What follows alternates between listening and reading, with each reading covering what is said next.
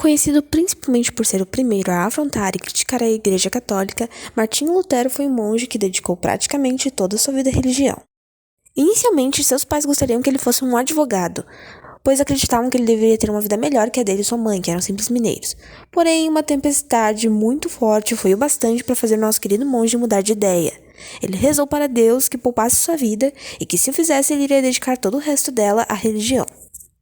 Seus pais não ficaram muito contentes com a ideia, porém, alguns meses depois, ele já era um monge Lutero. É importante ressaltar que Lutero não foi de fato o primeiro a ir contra a igreja.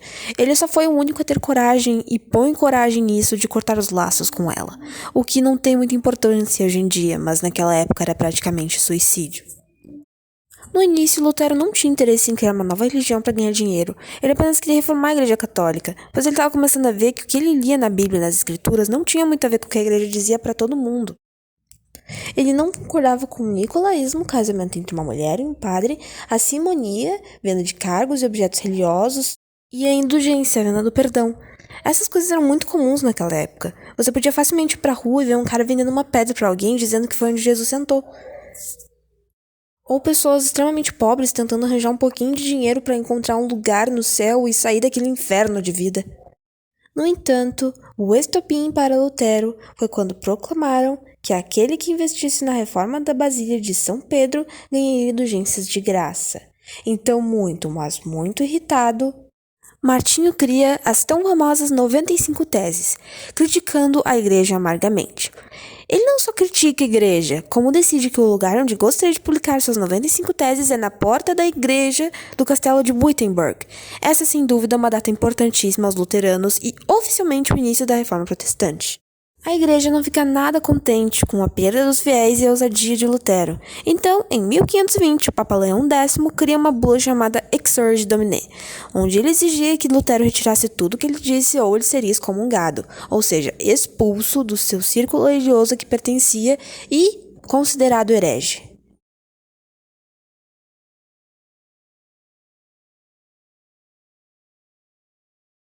Se Lutero tivesse algum amor à vida, ele simplesmente teria feito o que a igreja falou e seguido em frente, certo? Errado. Ele queima a bula na praça, com todos olhando. Porém, a igreja parecia realmente gostar dele, porque no ano seguinte eles dão mais uma chance dele retirar tudo o que ele disse, ou dessa vez ele realmente seria excomungado. Porém, Lutero, sendo Lutero, mais uma vez afronta o Papa e diz que se estivesse errado, a igreja deveria provar o contrário.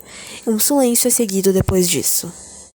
Então agora, oficialmente um herege, Martinho é obrigado a fugir do lugar onde ele vivia com a ajuda da nobreza e se esconder onde nem o próprio rei saberia encontrá-lo.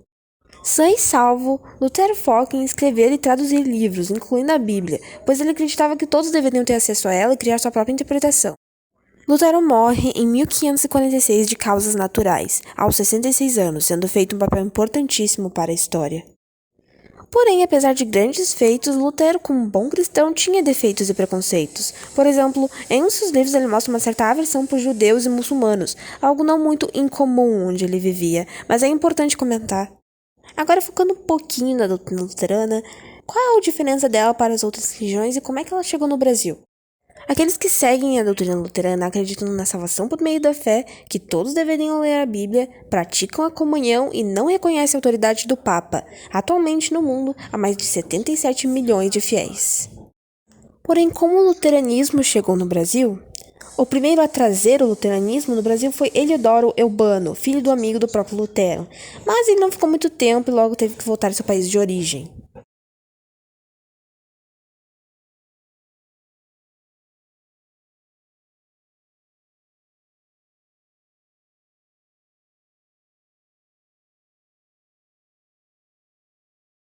Apenas 3 séculos depois, outro cara chamado Hans Stannen, famoso por capturar e torturar índios, trouxe de volta essa religião cantando algumas músicas, e um tempo depois abre uma igreja luterana.